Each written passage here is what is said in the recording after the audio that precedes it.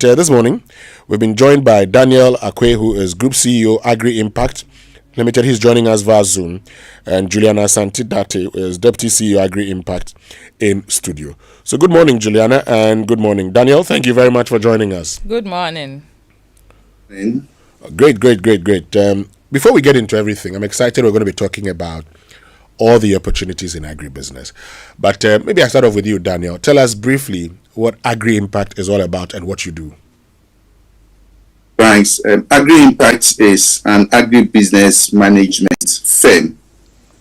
We provide management services. We manage agribusiness projects. We support SMEs, mentor them and grow them.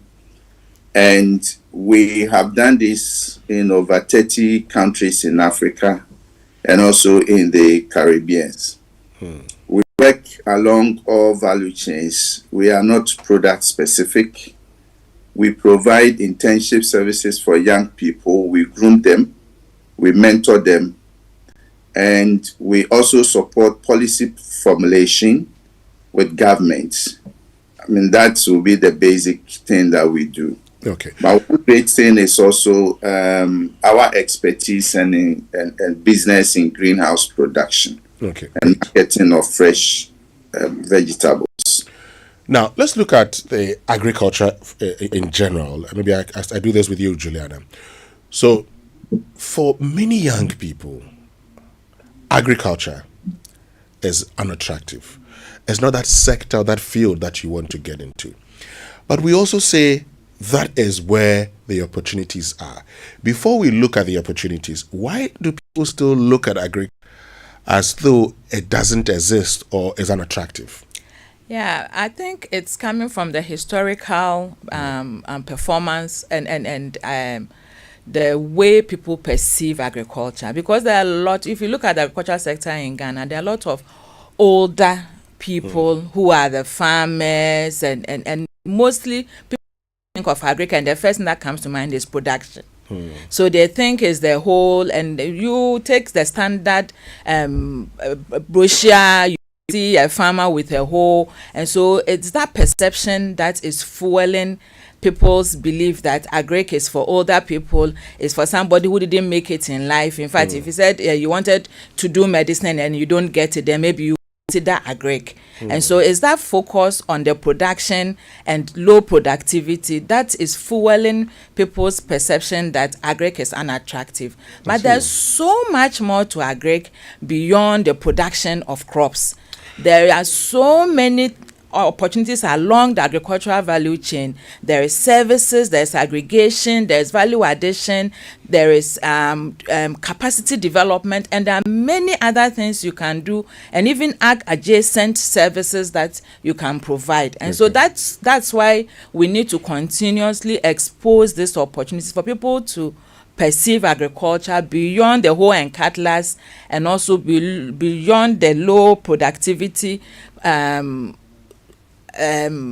perception that people have with the sector. You make a very important point. And I remember years ago, I was listening to, and I've said this on air before, I was listening to Bishop Gideon Titi-Ofe. He said something I've never forgotten. He says, and you see a lot of young people involved here into cosmetics and all that. He says, if you want to do business, do food business. Because people eat 3 times a day. Yeah, exactly. And as they eat 3 times a day, they'll come back tomorrow. But if I go and buy a shoe, I wear it, I probably will buy 4 or 5 shoes and be rotating. But I cannot stand not eating in a day. Yeah. It taught me one thing, that if you are involved in food production or agriculture, you would never lack. Yeah, because you could always eat. Yes, but even beyond that, and while we're talking about shoes, I was surprised when a man told me that someone was actually involved in crocodile production just to that people could use the leather for bags and shoes and all of that. And until he started developing the business plan, he didn't know it was such a lucrative business. The amount of dollars you earn selling a crocodile was so much money. So let's look at the opportunities, and both of you would answer this question. But I'll start off with you, Daniel. What are the opportunities, in agriculture and agribusiness? What are the opportunities that exist that for these many young ones who don't want to get into are missing? Yeah, let me also add to what Julie said. One of the reasons why agric is not attractive to the young people is also our educational system. The students are not exposed to opportunities in the industry. They are not exposed to modernization and how the industry has evolved. If you go to most of the agricultural training institutions, they still talk about hoes and cutlasses. Even if it is mechanization, they will never take any students to the field to go and see what is happening. And they don't also let them see the full benefits of the value chain. So we get students who have done agric, who have done HR, who have done law, who come do internship with us. And when they see all the opportunities in the industry, they are like, wow, why is it that we're not exposed to these opportunities by our lecturers and supervisors? So that's also account to the lack of interest of young people in the space. But where are the opportunities? I mean, we can't list all of them. But if we pick just the rice and just poultry, where are the opportunities in poultry value chain? You can talk about producing birds. And if you want to produce broiler and sell, it doesn't take more than 8 weeks. You are ready to get to the market. Someone will also decide to be a marketer of processed chicken. That's a huge opportunity. So using your TikTok and social media platforms, you can pick one particular processor who is processing poultry and decide to market. And once you get yourself involved in distribution and marketing, that is huge opportunity for you as well. Others will decide that they will be distributors of feed. If you are talking about a young person, that person may not have the resources to go into processing. But at the same time, people who have money and are investors can go into processing and create opportunities for those who cannot afford establishing processing facilities. We have done this in several agricultural value chains, also in rice. Recently, we were talking about snails and mushrooms because we bring snails from Cote d'Ivoire and Liberia, which is not right. We should be able to produce the snail that we eat in the country. Then there's also the agri-tech, where you use digital solutions. We have introduced a program with KNUST, and we have trained over 1,000 young people to use technology, ICT, to provide agricultural services. We have also introduced drone services, how you will use drones to provide agricultural services. So you see the opportunities are very wide. Packaging by itself is also an area that a young person can consider, design and packaging. I'm sure Julie can also add to some of the opportunities. Okay, Julie, let's look at these opportunities, and I'm happy Daniel talks about what people can do, because at every stage there are opportunities. Yeah. And I'm sure before we got on air, I was telling you about, as a pig farmer, somebody buys pigs from me. In fact, I was in a place and pig farming came up, and somebody told me, oh, there's this company, they do a lot of pork and everything. I said, let me check the company. And I said, but they buy pork from me. All they do is to buy and they resell. And when they buy from you, they package it and sell. And I was telling you off air that, I mean, if I sell at the price that I sell to them, I'm actually selling it, and I would make between 15 and 20 cedis on a kilo. On a kilo, yeah. They would sell it at and make a difference of a margin of 40 cedis. I, the producer, I'm not getting that. Okay, but they would buy from you, they package it, sell it, and they're doing very well. Yeah. So tell us some of the other opportunities that we may not probably know about. There are various opportunities. Even if you go back to the seed that we use as the basis of production, most of our seeds are imported, and we are looking for people who want to become certified seed producers. The acreages are smaller, is suited to young people because you don't need a large acreage to start. You get training and you're able to produce certified seeds that will be sold to the program and other farmers around you. And you make a lot more because seeds are much more expensive than grain. So that is an area. If you want to go into services, there are people who are doing produce aggregation. So as you refer to with the pork, you can buy. You don't need to go into production yourself. You can be buying from farmers who are doing either pork, piggery or chicken, and you would now add value by packaging. But you have to look for markets. You have to think about storage. You have to think about distribution. So those are the things that you need to build your capacity in. And then you would create a market. With social media, you don't even need to have a store. You can sit in your home and from the comfort of your home, still advertise produce that you have mobilized. And because you have access to those infrastructure, you can still make business. There are people who are selling services. So if you're an accountant, you don't need to have had an agricultural background. You can still make your services available to people who are doing business in the agribusiness space. There's transportation, there is processing. Even on the Happy program, we've come up with over 13,000 small businesses that we've trained our young people to be doing, rendering various services along just 4 value chains, not to talk about the numerous other products and services that are produced in the agricultural space in Ghana. So there's plenty to go around in terms of opportunities for our young people. Great. And recently I just realized I was at Casa de Ropa, and they produce flour using sweet potatoes. Sweet potato, yeah. And they do lots of things. They're producing pastries. They have their pizza with the sweet potato flour. Exactly. And it presents unique opportunities. But you talked about the Happy Project. Happy Project. Help us understand what the Happy Project is about and the problem it seeks to address.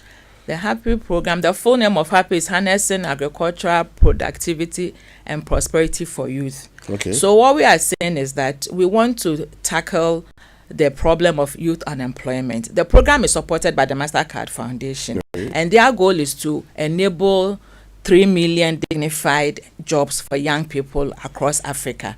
So the Happy program seeks to support that goal and mandate. And what we are trying to do is that we want to use agriculture as the basis, because we believe that if we can strengthen these 4 value chains that we selected, rice, soya, poultry, and tomato, you realize that these are all value chains that we rely, as a nation, we import a lot of products, rice, tomato, poultry, and so we want to reduce our reliance on imports. We want to increase our domestic output, but we believe strongly that once we do that, it opens up opportunities for our young people to get jobs in these 4 value chains. So Happy is basically trying to use the 4 value investment, leveraging investments in these 4 value chains to open up opportunities for our young people, especially young women, because between the ages of 18 and 35, and also differently abled persons with disability. We want to use the strengthening of these 4 value chains as the basis to enable opportunities for our young persons, right from seed to market and all the services that come along these 4 value chains. So looking at rice, we're looking at poultry, tomato, and then soya. Yes. Good, but so I see this more of a private sector led approach, right? Why the private sector led approach, Daniel? Well, we know private sector is the engine of growth. We've said it. And when private sector people see opportunity, they jump into it, and they will go the extra mile to invest more and make sure that their investment also survives and not collapse. Okay. The reason why we use private sector again is that if today you go and give 1,000 day-old chicks to a young person to grow, you will come in 2 weeks' time and you realize your mortality is about 80%. And if for any reason there is disaster, let's say disease, that small or young person will lose every investment that you have made with him or her. So when we get to the private sector, we leverage on that private sector's infrastructure, which a young person may not have. And that private sector, when supported, will now open up the space. We have had the private sector that have gone for loans to put up processing facilities to sustain the business, and by sustaining it, they are also engaging and employing more people. We've had private sector people who have expanded the number of outgrowers that they are working with, and these young people who come on board have sustainable jobs. But it's private sector led, but we also leverage on public sector infrastructure and investment. So our private sector people go to the extent of talking to Irrigation Development Authority to optimize the irrigated lands that we have in the country. Some of the places you go and capacity utilization is about 40%. The private sector will take it, do more investment, and bring utilization to about 90%. In fact, in some cases, it's 100%, and they are looking for more. So it's the same private sector who, after seeing the opportunity, will ensure that he will marshal all investment areas and expand his business and create more opportunities for the young people.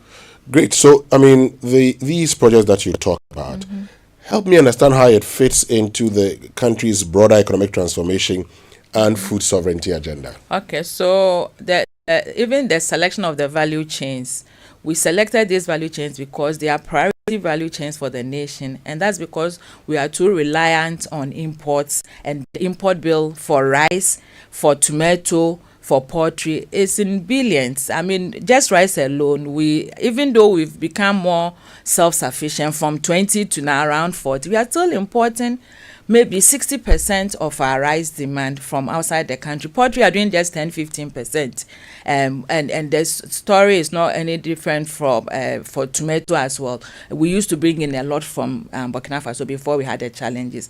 So Happy is responding to the over-reliance on imports and to boost local productivity and output, so that we reduce the amount of foreign exchange we spend on. And also, if you look at the government Feed Ghana program, these are all projects that are looking at productivity enhancement, looking at improving market efficiency, looking at inclusive growth. And Happy is centrally interested in making our programs inclusive for young people, for young women, and persons with disability.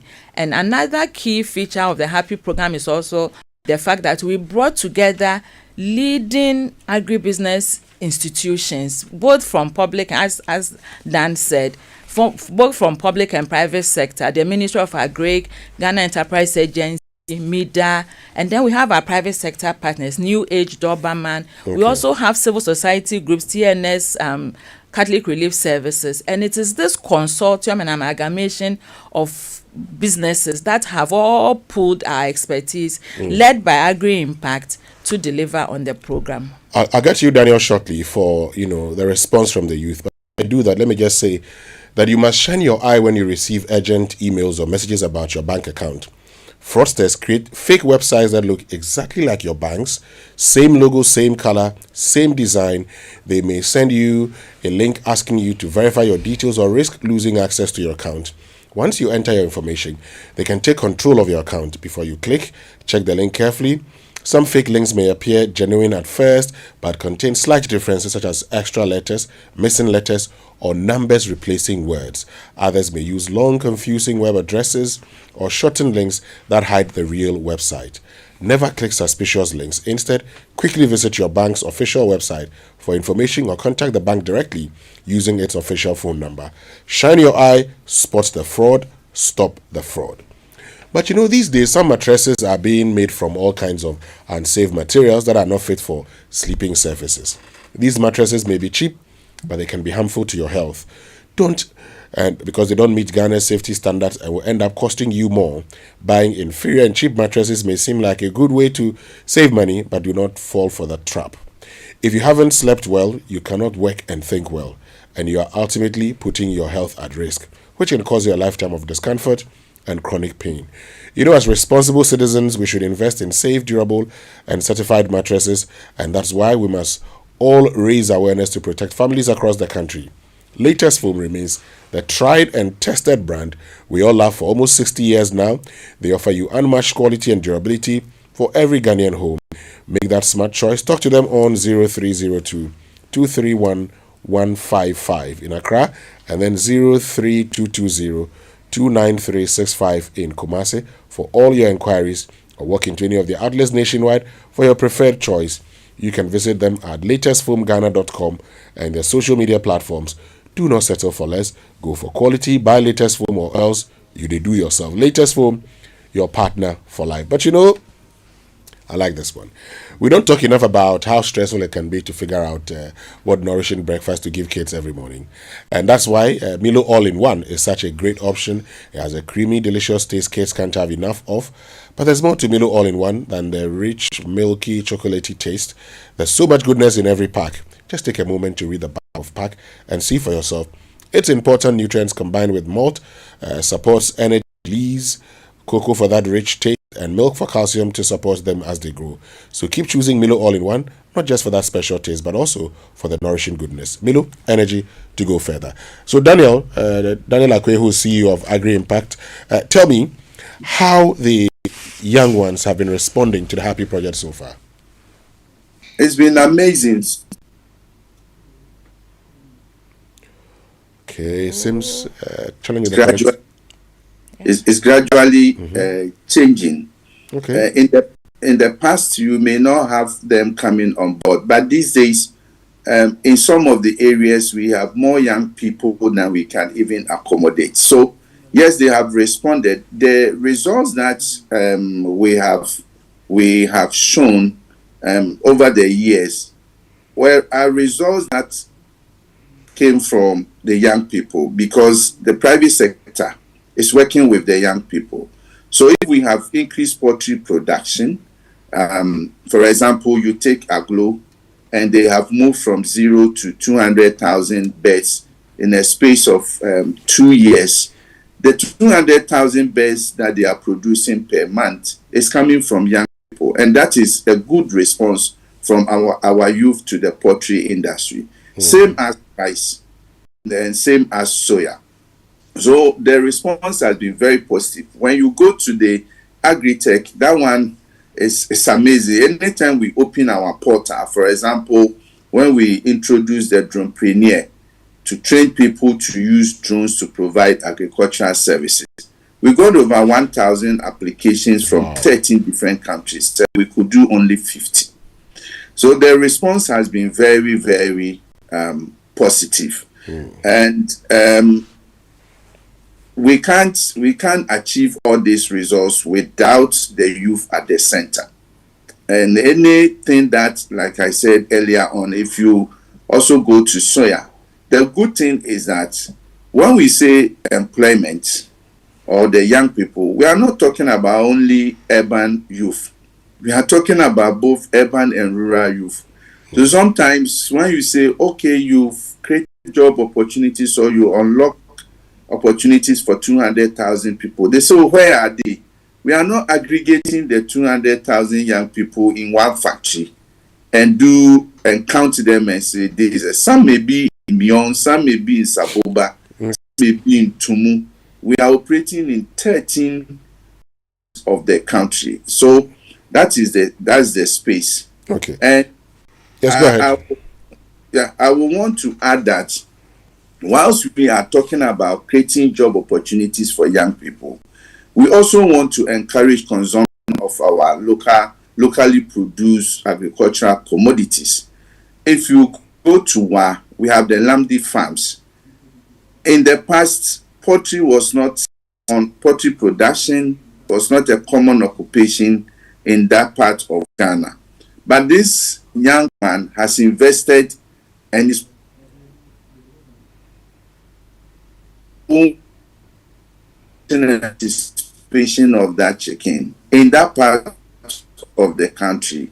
Same as Agro chicken at Potting. In the past 2023, there was no production. Today, using birds selling on the market, fresh, very healthy, quality, and these are not birds that have been frozen for 2-3 years and have been shipped onto us. We also want people to consume Evivi and Nanes rice. These are locally produced rice. And instead of buying imported rice, and then tomorrow you go on and knocking at the doors of people looking for jobs for your nephew, your niece, your daughter. Let us consume these locally produced agricultural commodities. And as we consume, it provides opportunities for more young people to come onto the program. Well, if we don't consume what has been produced, it becomes disincentive for more people to come on board. Mm-hmm. It also becomes disincentive for the private sector to stretch and go for more investment to expand his operation. So consumption is very key to us. Gone were the days when you say that local rice, when you are eating it, you have stone, you have sand, you have this. We've passed that stage. I mean, the rice, locally produced rice, are as competitive as the imported rice. Only that imported rice, the farmers get some level of subsidy, so they are able to land it here sometimes slightly cheaper. But even that, local rice producers are also competing on price. So we will want to encourage, and as part of the, we will want to encourage young people to consider promotion and distribution as key business enterprise to engage in. They can pick the processed commodities of these companies that I have mentioned and push them. You go to Sunyani, Yedent is also producing a whole range of processed food. It's not difficult to be a distributor. It's not difficult to market Yedent's products. We are also partnering with Dakun Farms in Kumasi. KNUST, we have revived their poultry industry and they are also producing chicken on site. These are all opportunities. And again, our greenhouse, Fresh Logistics, is also producing high quality fresh vegetables from greenhouses. No gutter water, no contaminated water. Water used for irrigation are purified and the quality of produce is excellent. Okay, lots of success stories there, but also there are a lot of young people, because as we wrap up the whole conversation, who've asked the question. Okay, people always tell us, oh, you need to go into agriculture, agribusiness, but the barrier remains access to finance. They say the cost of money is too expensive. So for those people who have always complained and have said they don't have access to money, how can they overcome these challenges? Juliana. Okay, so Happy was designed to solve this problem.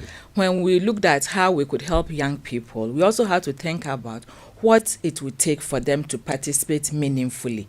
And so the issues about access to finance, we always think that the first problem is access to finance, but believe you me, you can be given money and you will still not be successful at what you do if you don't have the systems, if you don't have the know-how, if you don't have the technologies to be able to use the money meaningfully. So what the Happy program has sought to do is to remove some of the significant barriers to participation for young people.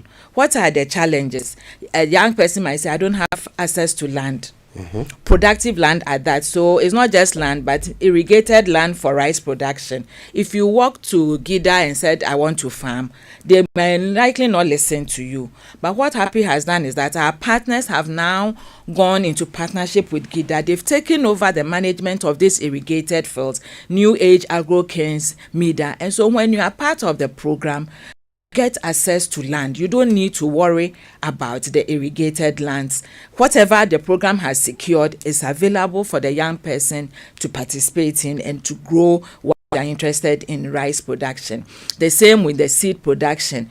In some cases, we've gone to talk to community leaders. We've negotiated for land. Our partners have done so. And so if you're a member of the community, you would have access to land. One of the things that have brought me so much joy is to go into the rural areas and to see young women who hitherto did not have access to even participate in rice production at all. Now they are doing it, and not on the rain-fed areas where the yields are lower, but they are able to do it on irrigated lands. And on top of that, there's also provision of inputs, there's provision of training and guidance. And so you're able to do it right, because most of the time we don't do things right, and then we realize the optimum yields, and that is when it becomes very unattractive for you to participate. So you don't always need money. If you can have land that you don't have to pay for or pay small rents for, if you can have inputs that you don't need to pay upfront, but at the end of the season when you have harvested and have sold,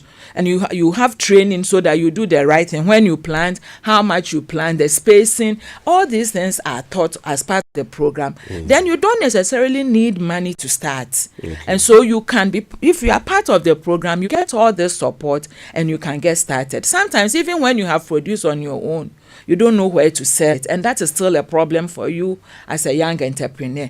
If you know that there is this business who is part of program, Ransboat is doing poultry in Sawam. If you are in the Sawam area and you have poultry, you can approach Ransboat and say that I have birds, come and look at it. I want to sell to you. I want to become an outgrower to your company. The same with New Age, Aglo, and all these private sector partners that we have listed. They are scattered around the country, and you need you don't need any special favor. You don't need to know anybody. You just have to approach the companies through our website, through our partners, and you can be onboarded once you fall within the age category. So we will take away the What's stress. the age category? 18 to 35. And I always say that credit is expensive, so don't go for it if you are not ready. Then we have high defaults, and it even increases our interest rates further. So put in place the systems, learn, understand what you need to do, then go for the facility. And so on Happy, we are training, we are giving them hands-on mentorship, we are guiding them, and we are saying that we are making them ready for credit. After you've done all this and you have tried and you know what you are doing, then you go for a facility. We will help you, guide you, and then expand business. So I don't want us to always think that the first thing you need to start is money. It's not the case. Many people have gone and then they waste it. Let's wrap it up with Daniel Acquaye. So in wrapping up the conversation, once again, what are the opportunities in agribusiness? The opportunities start from the seed, as Julie mentioned, if you are talking about crops. Seed production, huge. If you take both rice and maize, we import, I might say we might be importing more than 50% of the hybrid seeds that we. So I want to produce rice seeds. Talk to where you have happy programs. We have private sector people who are also supporting young people to produce seed.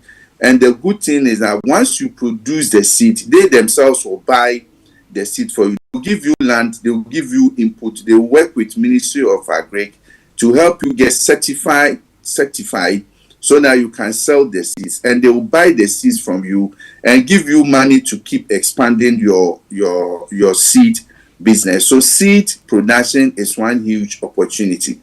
Production itself we can't discount because we need to produce before we can process. So yes, there are irrigated lands, there are rain-fed fields across the country.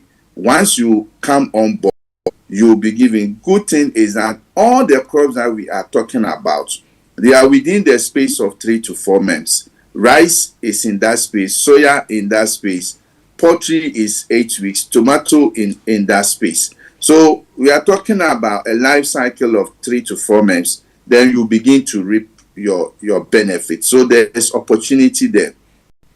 Then in the same way, when we go into vegetable production, like the greenhouse, you don't need to own a greenhouse to go into the vegetable production. When you are doing lettuce, 5 to 6 weeks, lettuce is ready. You can do simple technology, A-frame, to produce lettuce instead of having shortages of lettuce. If you are doing cabbage, it's 3 months. So most of the agricultural commodities we are talking about have shorter life cycle periods. So these are commodities. We've mentioned aggregation, we've mentioned marketing. Please, if you go to TikTok and go and listen to people and laugh, you can also create content and begin to market some of the commodities on TikTok and IG and the rest. And then you will generate your money. You can approach some of the companies we have mentioned that you want to market their produce. They'll give you commission or they'll pay you for that. That also gives you income, far better than maybe being at home. Yes, so these are some of the things. I know if I've left some, but Julie can talk up if there's time. Julie, in a minute, if you are more opportunities as we wrap up the conversation. Service provision. We are looking for young people who have training in agri, who can become advisors to farmers. And normally what we do is that we have private agricultural services providers. So what we do is we work with them, we train them, they can provide advice to you, but as they go along, they also sell inputs. So we will link them to input dealers and they become like agents. And they also do produce aggregation. And by getting commission, then you also set up a business as a service provider. Farm services, weeding, spraying, mechanization, tractor services, produce aggregation. There's also an opportunity there, and social media, providing even e-extension services. You can take information, package it, and still make that available to farmers, and also make some margins by doing so. Of produce, storage, warehousing. And then also their digital services. They are doing services even across borders. They are sitting in Ghana and providing services for companies outside of this country from the Ye Happy program. So there are many opportunities that people can take, especially our young people and persons with disability. There are so many of them who have come onto their programs. They've been trained in soya making. Some have become extension officers. Some have become soya bean producers. Some are doing data recording, transplanting. That you'll be amazed what a person with disability can do once they've been trained and they are guided and have been part of the program. So there are many opportunities, and for all kinds. I would say that we are democratizing access to agri and agribusiness. So whether you're a rural youth, you are an urban youth, you are educated, not educated, you are able, you have a disability, everybody is invited to be part of the program. And we've done that in 14 regions, 75 districts, and 520 communities across the country. So we are everywhere. Exactly. And you can find us through our social media handle, through our partners, and we invite them to approach and to together see what we can do to alter. Thank you. And we also want to encourage people to invest in agribusiness. We are talking about the youth, but the youth may not have the resources to invest. But people who have resources, we want to encourage them. We are there to be with them, guide them, support them to come out with successful business models.